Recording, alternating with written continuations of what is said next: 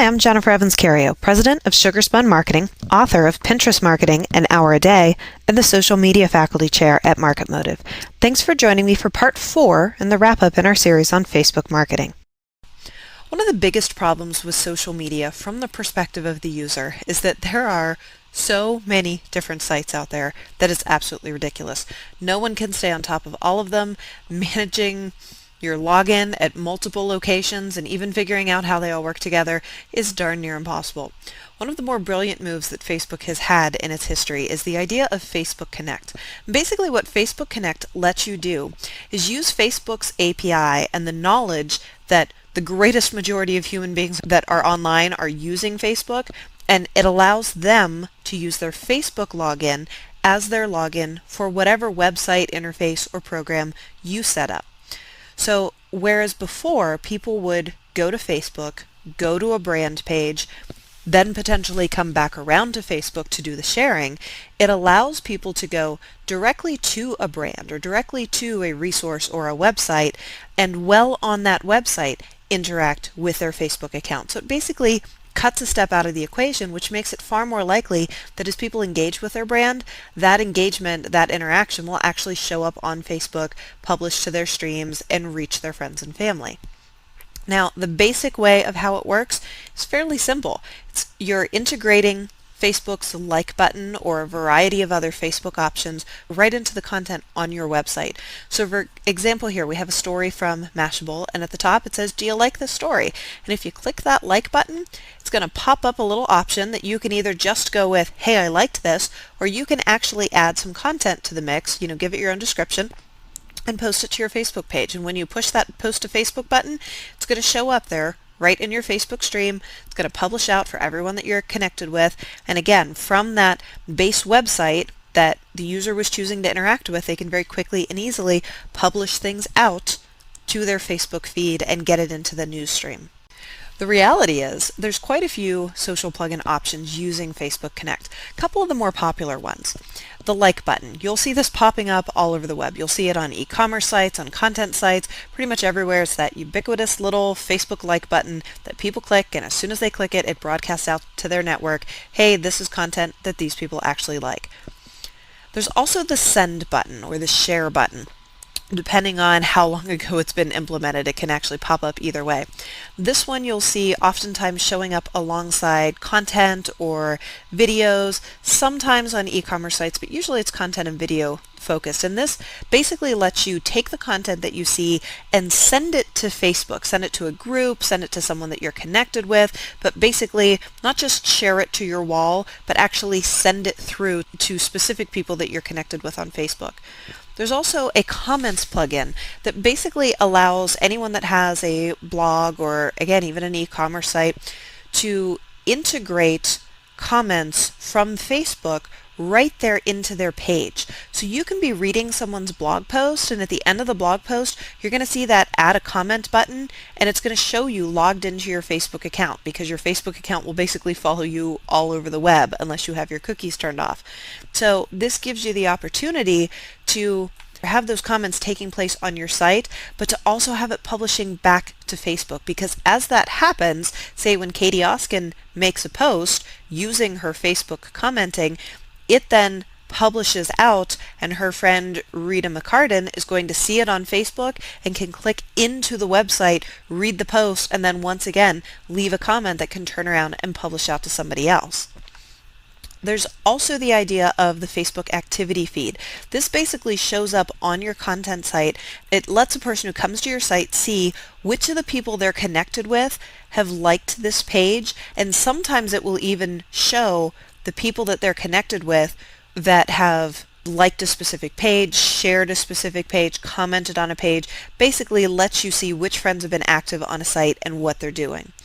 And then finally, the idea of the registration integration, and this is what we talked about a couple slides ago. The idea that you can use your Facebook login to connect to a new website and to basically run your profile on that site. So Pinterest, one of the many, many examples of companies that will just let you sign in with your Facebook account without creating any new registration information.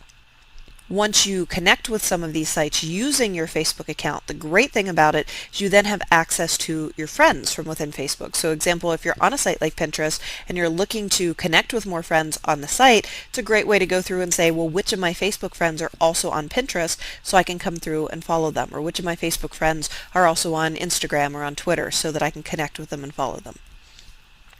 Now, the developers page at Facebook does keep a running tab of all of the social plugins that are available, gives you a great walkthrough of what they are, how they work, and will also help you generate the code that you need to plug into your web page in order to integrate these different options. So you can reach that at developers.facebook.com/docs/plugins.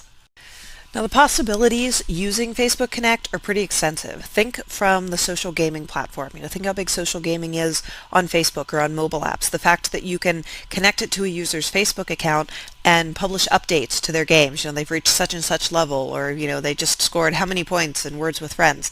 All of it gives you the opportunity to tie interactivity with your brand into the Facebook page of the person that you're dealing with, so that again you get some of that social sharing, promotion, and marketing effort. Also the ability to have some friend integration, pulling in the profile, the pictures, the contact information.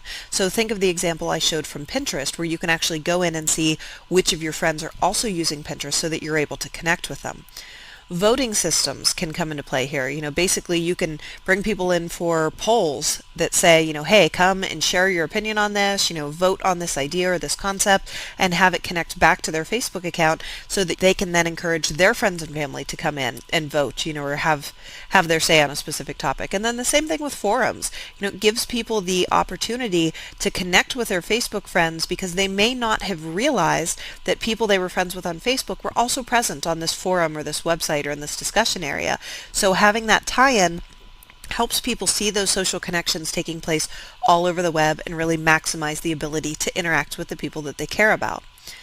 Now, another aspect of Facebook that needs to be considered is the idea of check-ins. A few years back, check-ins were starting to run really well on things like Gowalla and Foursquare, but as Facebook introduced Facebook Places and started encouraging people to check in as part of their status updates, we definitely saw some changes in that. 1 in 5 smartphone users checks in each month using some type of location-based service. Facebook continues to steal market share from Foursquare and Gowalla because, again, there's no need to go use another service if you're already using Facebook regularly anyways. Now, the demographics on smartphone sharing and the social check-ins, that tends to be people who are in the younger age group. So between 25 and 34, mostly full-time workers, people who are out of college, professionally and gainfully employed. These are the people that tend to utilize that activity the most. So if you have a brick and mortar store, if you are doing some type of event, if this is your target market, you want to make sure that you're doing something to help motivate those check-ins, motivate that sharing so that it will broadcast out to the rest of their network.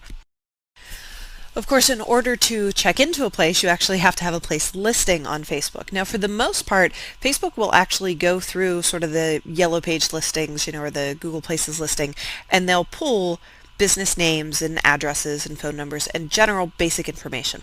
And they'll do their best based on geolocation to actually pop that up as an option for people when they check in. What will work much better for you is if you actually take that Places listing and you combine it with the Facebook page for your brick and mortar business. So if you go and you run a search for your company name and you see if you can locate it, if it is still showing up with just the generalized little location dot and it's not your Facebook business page, then you need to look over in the edit area for the option to claim it. Do you know the owner? Is this your business? Create a page. This gives you the chance to take that existing listing and either turn it into a full-fledged page or merge it with the existing page that you have. So if you check that whole "is this your business," they're going to basically take you through a verification process. It's going to require phone or document verification just to prove you are who you say you are. And then they'll give you the ability to merge it in with the official Facebook page that you've created for this business. So that way when people check in and their friends see it, if they happen to click on, say, the Carlton Motel, it will actually take them to the Facebook page for the Carlton Motel rather than just the standard listing. Now, this can also work really well for events, because if you're promoting events, you're setting them up on Facebook, you're inviting people in to RSVP for them. If they have RSVP'd for an event, they can also then check into that event when they actually show up at it, because it will have the address, the location, everything will be tied back in. So it's a great way to encourage your followers to connect with you. A lot of e-commerce companies and a lot of brick and mortar stores are using it for special events or for previews of new items and clothing that are coming out, but they're even also using it just for sales to say, hey, here's this big sale that we have going on. Here's what we're going to have for offer. You can discuss what your strategy is for coming in and shopping. You can post pictures about what's going to be going on. It's basically just another way to get the buzz and the conversation going on Facebook about what's going on in your store. Now, when it comes to Facebook, a lot of companies have a hard time trying to figure out, okay, how do we get rolling? What's our priority need to be? Do we just get in and start posting? Do we need to spend a bunch of time observing? How does this work? So a good rule of thumb is when you start, you got to build a page, because if you don't have a page, nobody's going to show up, nobody has a way to connect with you. So even if you don't put a ton of content on it yet, get some type of basic level presence up and running, look at what your cover photo is, look at what your content's going to be, and then start to create a content plan. Figure out, what do you want to put out there? What do you think is going to be a good fit for your target market? That's when you want to start soliciting followers. So you may decide to do that through some advertising and some paid and sponsored posts. You may decide to do it via some of your other channels, maybe your blog or your Twitter feed, or maybe you want to put flyers in the bag of every person who comes in and shops at your store. But basically you have to start soliciting some followers. Then you want to start offering content to those followers, and you want to start looking at which pieces of content they're interacting with. How is your edge rank doing? How much exposure and how much virality are you getting from the content you're putting out there? And then interact with them. Don't just put up the content, let them respond and do nothing. If people are responding to you, respond back and engage them in conversation. Thank you so much for joining me for this series on Facebook marketing. Hey, want to become an expert in digital marketing? Then subscribe to the Simplilearn channel and click here to watch more such videos. To nerd up and get certified in digital marketing, click here.